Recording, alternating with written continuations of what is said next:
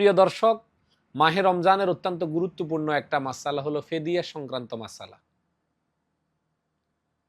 ফিদিয়া হলো শরীয়তে যেই সমস্ত ব্যক্তিদেরকে রোজা ভঙ্গ করার অনুমতি দিয়েছেন, ওনারা রোজা না রেখে ওই রোজার পরিবর্তে কোনো মিসকিনকে ২ বেলা খানা খাওয়াবেন প্রতি রোজার পরিবর্তে, অথবা প্রতি রোজার পরিবর্তে ১ সদকায়ে ফিতর সমতুল্য অর্থ গরিব মিসকিনদেরকে দান করবেন। এটা হলো ফিদিয়া।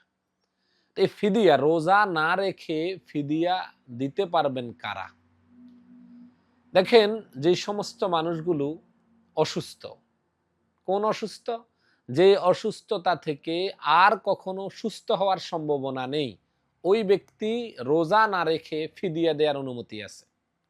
আর যদি অসুস্থতাটা সাময়িক অসুস্থ হয়, যেটা থেকে সে পরিত্রাণ পেয়ে যাওয়ার সম্ভাবনা আছে, এখন সে অসুস্থতার কারণে রোজা রাখতে পারে নাই, তাইলে উনি ফিদিয়া দেবে না, উনি সুস্থ হলে রোজা কাজা করবেন।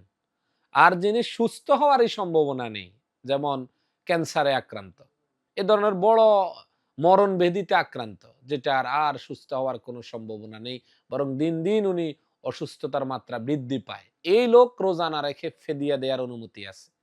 এরপর বয়োবৃদ্ধ লোক, আমাদের যে সমস্ত বাবারা আছেন, মায়েরা আছেন, অত্যন্ত বয়স হয়ে যাওয়ার কারণে, খুব বয়স্ক হওয়ার কারণে শারীরিক দুর্বলতা এমন পর্যায়ে পৌঁছেছে যে উনি এখন আর রোজা রাখতে সক্ষম নয়, উনি রোজা না রেখে রোজার পরিবর্তে ফিদিয়া আদায় করবেন।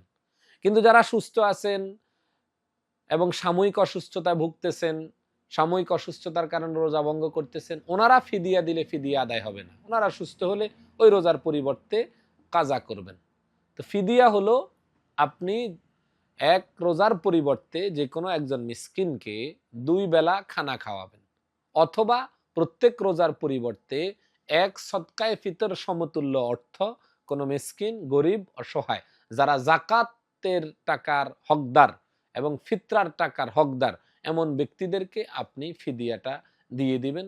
তাহলে আশা করি ইনশাআল্লাহ আপনার পক্ষ থেকে রমজানের রোজার যে জিম্মাদারি ছিল, আল্লাহ তাআলা সেটা আপনার জিম্মাদারি থেকে মুক্ত করে দিবেন ইনশাআল্লাহ।